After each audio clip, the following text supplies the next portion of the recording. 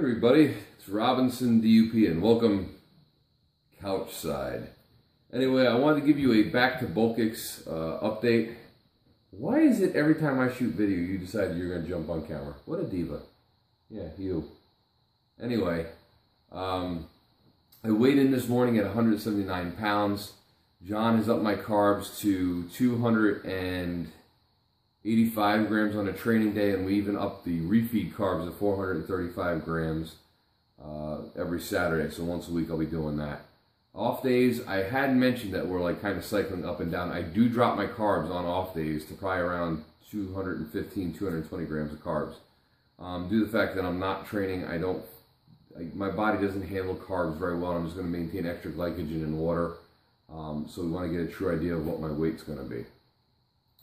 So that's basically how I'm handling my food. In terms of how the holiday went, I saw like 9 million videos on how to eat on the holidays to avoid the holiday pounds. I didn't feel like doing that. There's really no point in my opinion.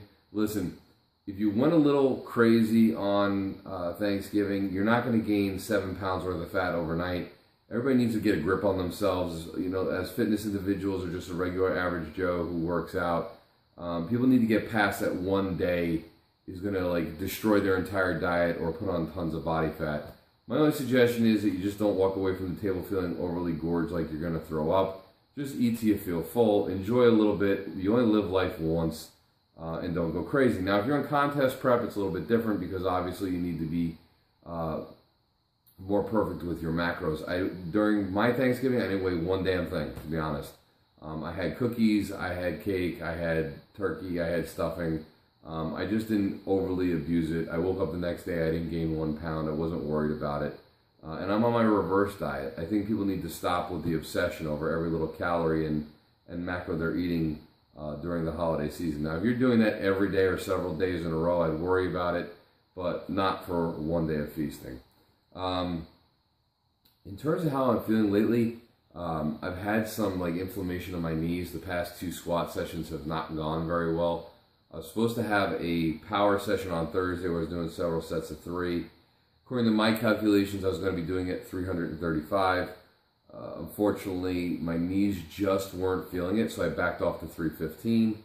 And then I thought on Saturday, as more of a strength day where I do sets of 5, I was really planning on working around 315 pounds. That was my goal. But upon warming up and some other things, I just had some lower back tightness, and my knees were really bothering me.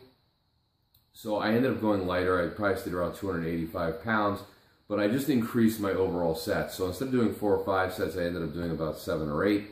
Really just focused on depth, mobility, and just the mind-muscle connection, making sure that I'm getting the contraction I want, my quads, my hamstrings, and my glutes during the whole motion. So one thing that I think a lot of the younger guys tend to not focus on or get upset about is if they're not hitting a PR and they're not necessarily upping the weight every week, that it's like, oh, it's the end of the world. I guess just due to the injuries and things that I've had happen to me in the past, I've just learned to be more patient. And as I put on Instagram, it's not about winning every battle, it's about winning the war. Sometimes you have to take a couple steps back in order to get those couple steps forward. And it's really about longevity. I need to be able to move from now till whenever it is that I die, whether that's tomorrow, whether it's when I'm 110. So, you know, there are days where I just don't have the tank. I will back off the weights, swallow my pride a little bit, and then just work on the mobility and things like that just to make sure that I can continue to train in the long run. If I decide to just keep pushing it and let my ego get in front of me, I'd end up throwing out my lower back, straining my glute again, and or making my knee swell up to the point where I couldn't squat at all. So I just, like I said, I just focused on mobility, going lighter, and I just increased my overall sets. Now today I can walk, I'm not in a lot of pain, and it was the smart thing to do. If you have any other questions, feel free to leave them below, and I'll talk to you guys later.